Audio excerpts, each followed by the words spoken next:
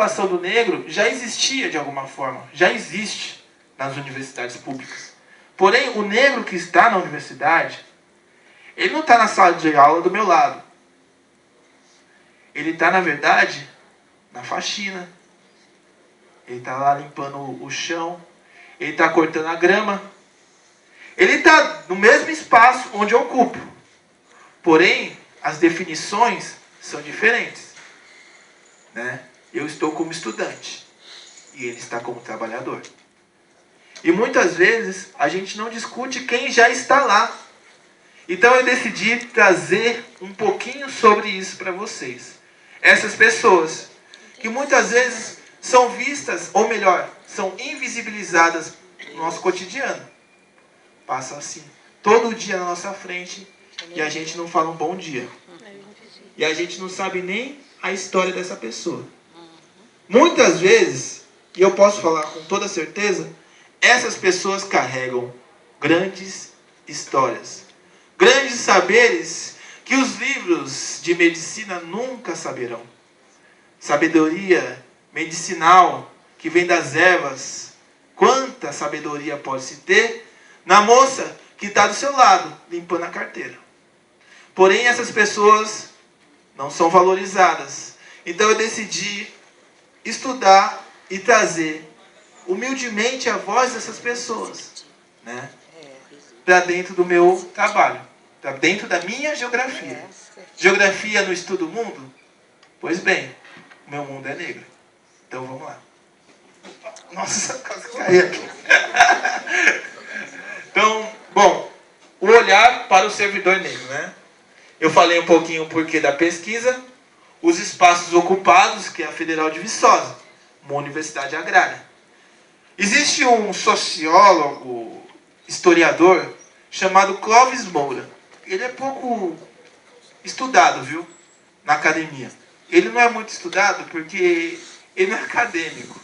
Mas ele escreveu grandes coisas sobre a questão do negro. E ele diz que num país com origem agrária, não tem como entender, interpretar, analisar os conflitos, os problemas sociais, sem a gente se voltar para a questão do negro ou da negra. Já que em um país escravocrata, grande parte do lucro vem desse período onde 400 anos pessoas trabalharam de graça. Então, numa universidade que tem o cunho agrário, certamente vai ter contradições, discriminações perante esses sujeitos também. Então vamos lá. Do território da UFV para a territorialidade do corpo negro. Na geografia a gente trabalha com o conceito de território.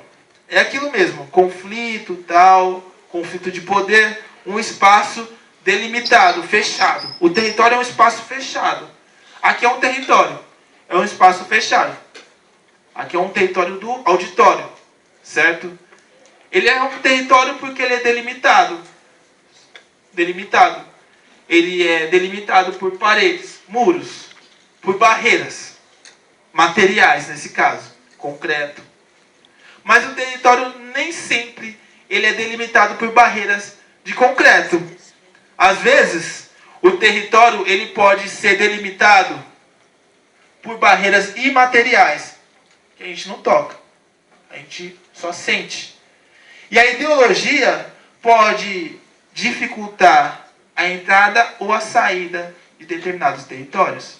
Por exemplo, uma moça que trabalha na limpeza, ela pegar somente o elevador do serviço. Por quê?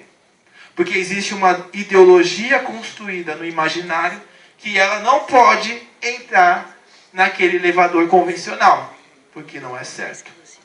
Certo? Então, as barreiras são construídas. Podem ser materiais ou imateriais.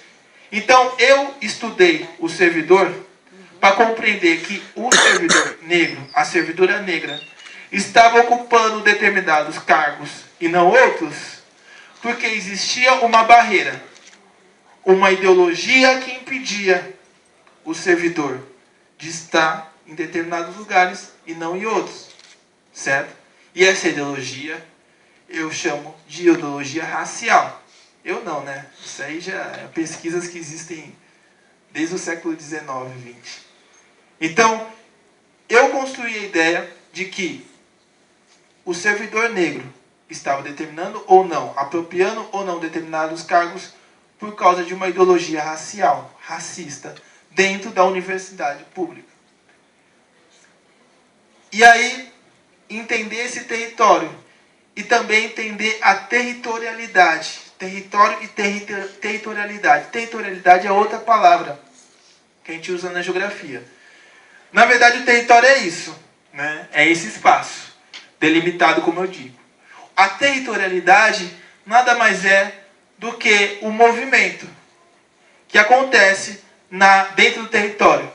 Então, eu estou falando aqui com vocês, né, está entrando dentro do imaginário ou não, da mente de vocês, está construindo uma territorialidade. Dentro desse lugar está se tendo movimento, que é produzido por mim e por vocês também, porque cada um de vocês tem uma história. Eu falar não significa que vocês vão me escutar, porque cada um tem uma trajetória. Então, aqui está sendo produzido algo, não sei o que, mas a territorialidade está fazendo esse lugar estar vivo. Porque se tivesse fechado, não tivesse ninguém, nada, não teria territorialidade. Então, eu vou estudar também essa territorialidade. Senão não faria sentido. Estudar o território da Universidade Federal de Viçosa é estudar somente uma universidade. Eu quero estudar os sujeitos que fazem e produzem a universidade. Certo? Eu quero estudar as histórias que fazem a geografia da universidade. Entendeu? Então, o primeiro passo que eu tive, o primeiro enfrentamento, foi o desafio de encontrar dados. Eu não achava dados, pessoal.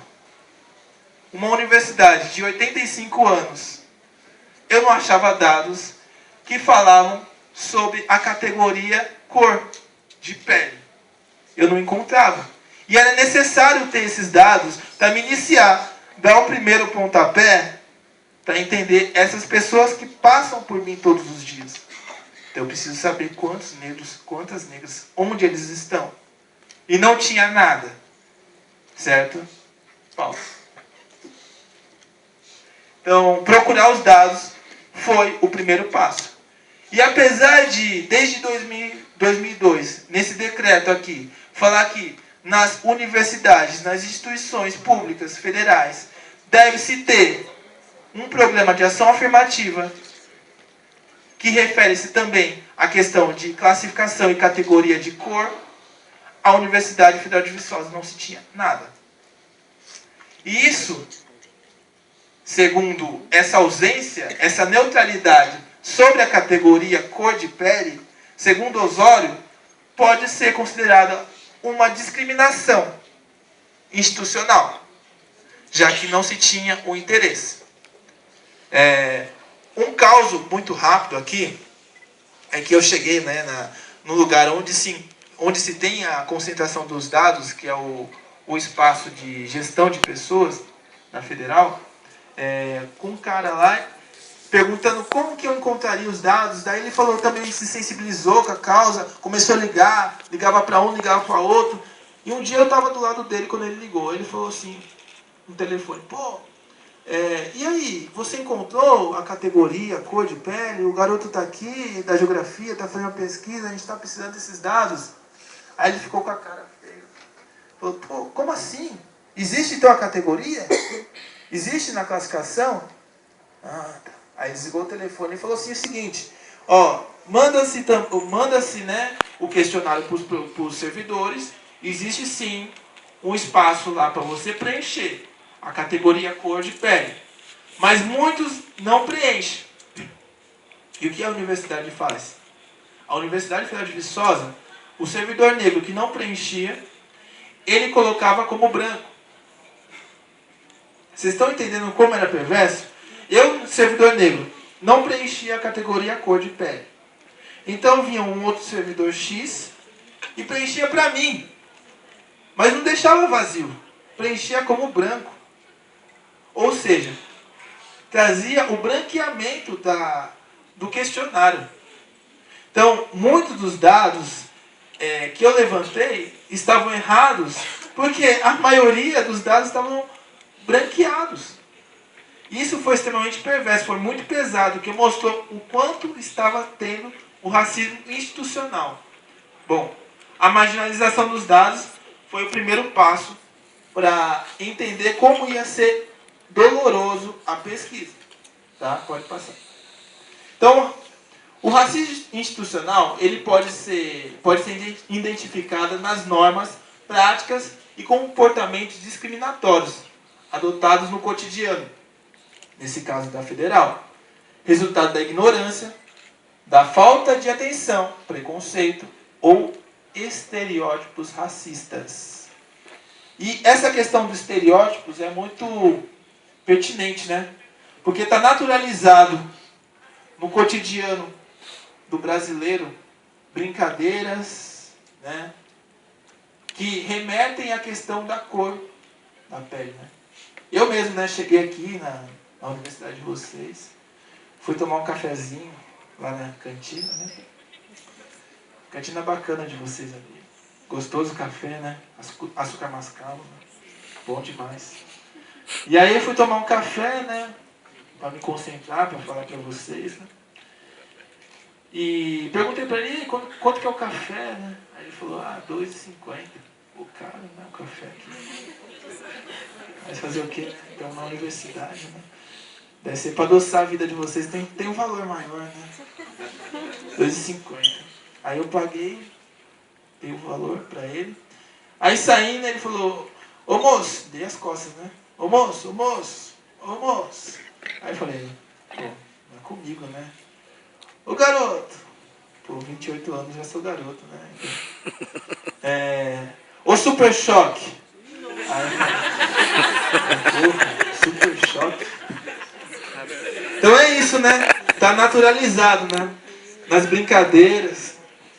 É curioso, né? Porque pouco se vê na televisão referências, né? A questão do negro, os super-heróis negros, né? Eu boto muita fé no Super Choque. Curto pra caramba o Super Choque, né? Mas posso até parecer um pouco. Mas a questão é que, pô, será que se tiver um cara fortão, bombado, sei lá, dá as costas e o cara não souber o nome, ele vai chamar de Superman? Eu acho que não, né, mano? É porque, né? Por que não é chamado de Superman, né? É porque tá naturalizado no Brasil essas coisas, né? Tá naturalizado na questão da estética, principalmente, ainda incomoda muito, né? Esteticamente, o negro, o corpo negro incomoda. Por isso que quando o negro está ocupando determinado espaço, vai se ter no imaginário das pessoas um estereótipo do que é ser negro. Por exemplo, eu, 2h da manhã, na cidade de Osasco, né, onde rolou a chacina, se eu estiver correndo, a rota me mata. Simples assim, entendeu? Agora, se um cara branco, loiro, estiver correndo, ele foi assaltado. Está correndo de medo. Com certeza. Isso é uma construção no imaginário da população brasileira. Entendeu? Está tão construído, está tão inserido, está tão enraizado, que até 95, mais ou menos, a Polícia Militar aqui de São Paulo tinha uma placa assim no batalhão, esqueci o nome do batalhão. Que, tinha uma placa colocando assim que se negro estivesse correndo era suspeito. Entendeu? E isso é só um dos caracteres que estão envolvidos no nosso dia a dia, só que a gente não percebe. E esses estereótipos, dentro do espaço de faculdade, do dia a dia de vocês, vai fazer presente no histórico dessas pessoas que eu pesquisei. Tá? Vai fazer presente, vai marcar, vai grafar na pele. Né? Vai fazer com que essas pessoas, imagine só, são trabalhadores, trabalhadoras, que estão inseridos numa trajetória, num contexto agrário, uma cidade de interior. Então são pessoas que não falam com você olhando nos olhos, Mas não fala com você falando nos olhos. Não, comigo até que fala porque eu sou igual. Entendeu? Eu sou igual. Mas se tiver uma pessoa diferente, branca, essas pessoas não falam de olho a olho. Porque está inserido no imaginário dela a inferioridade. Mas isso é uma construção. É uma construção que coloca com que as pessoas que são de cor mais escuras, naquela região, devem ser rebaixadas. Então foi muito difícil fazer com que eles falassem. Porque eles tinham medo de falar. Mesmo sendo concursados, eles tinham medo de serem mandados embora. Ou melhor, tinham medo de ser deslocados. Porque tinha disso, né? Mesmo sendo concursados, eles podiam sair de um cargo e para o outro. Por algum motivo. Então, eles tinham medo. Então, Paulo, eu trouxe algumas frases, né? De alguns servidores. Né, não trouxe muito, porque o tempo era curto. Para vocês entenderem como que está inserido no dia a dia dessas trajetórias. Essa servidora, a Nigéria, eu coloquei nome de africanos e africanas, tá, na minha pesquisa, porque eu não podia falar quem era. Então, essas pessoas comuns que estão, né, no nosso cotidiano, elas carregam, como eu tinha falado no início, histórias, trajetórias, vidas, saberes, muitos saberes. Só que o racismo está envolvido de tal forma que costura um manto extremamente perverso, que faz com que essas pessoas tenham uma trajetória diferenciada daquelas pessoas que não são negras. Tá? Então uma frase como essa, a gente acha que acabou, porque as pessoas disfarçam muito bem. Mas tem gente que ainda não dá conta de disfarçar. Então imagina isso no diário de uma pessoa. Ela está falando uma coisa que é presente no racismo à moda brasileira. É algo que está presente. Muita gente acha que o racismo acabou. Eu não estou falando de Maju, eu não estou falando de aranha. Estou falando de genocídio. Tá? O racismo, ele faz com que as pessoas não desejem estar na faculdade. Não é pra mim. Não. Meu lugar é outro, entendeu? Eu vou trabalhar. Não que eu não devo trabalhar. Tem que trabalhar. Mas também tem que estudar, como que é o caso de vocês. Estou errado? Mas por quê? Para algumas pessoas é trabalho. Para outras pessoas é estudo. Por que existe essa diferenciação? É porque é construído aqui, no imaginário. É o racismo. Tá? Então, essas pessoas, a servidora está mostrando que tem pessoas que não disfarçam e ela tem um olhar, tem um filtro de mundo que faz com que ela entenda como funcionam as relações aqui no Brasil. E como diria o sociólogo, antropólogo Kambengele Munanga, não é fácil ser negro no Brasil. Não é fácil. Entendo todos os outros tipos de opressões. Mas ser negro no Brasil é uma construção histórica. Não se esqueçam, 400 anos. 400 anos. Então, pode passar, Paulo. Então, ele coloca aqui um histórico dentro da universidade, né? Esse aqui, o outro servidor Chomari. Fala que negro ia para o serviço mais pesado, branco ia para o serviço mais leve. Sempre assim. Era assim. Porque a Universidade Federal de Viçosa, esqueci de explicar para vocês, ela se federalizou na década de 70. Antes ela era estadual e antes ela era uma escola de veterinária e agricultura. Então até a década de 60, porque ela é de 22 mais ou menos, até a década de 60 a universidade não tinha concurso público. Tinha uma coisa chamada inscrição, que eles falam, os servidores mais antigos, inscrição. Então, as pessoas faziam uma fila, eles faziam um chamado, a universidade fazia um chamado, e todo mundo ficava num galpão. Então eles iam selecionando, ó, você vai para tal trabalho. A inscrição para você é para tal trabalho, para você é para outro. Então esse servidor, que é um servidor mais antigo, ele falava nessa frase de uma universidade onde o concurso público ainda não era presente. Então existia uma seleção onde o negro ia para o serviço mais pesado e o branco iria para serviços administrativos nesse caso. Era uma seleção. Ou melhor, como diria o Renato Emerson, professor da Federal do Rio de Janeiro, existia nessa época não, ainda existe, uma racialização do espaço. Ou, se vocês preferirem, um apartheid à moda brasileira. Tá? Pode passar. Aí vem uma outra frase, né? Esse aqui é um servidor que trabalha no laboratório. Tá? Ele trabalha dentro do laboratório. Ele é técnico. E ele dizia, vem uma pessoa visitar o laboratório, elas não vão me perguntar alguma coisa para mim. Elas sempre procuram alguma pessoa não negra. Se você está na porta do laboratório, ela passa por você, como se você fosse invisível. Invisível. Entendeu? Pessoal, ele é técnico. Os técnicos das federais, eles dão suporte. E muitas vezes, eles sabem mais do que qualquer professor. O técnico, ele pode orientar qualquer pesquisador. Ele sabe, nesse caso, ele é técnico de um laboratório de celulose. Ele pode falar qual a maior concentração de celulose em tal madeira.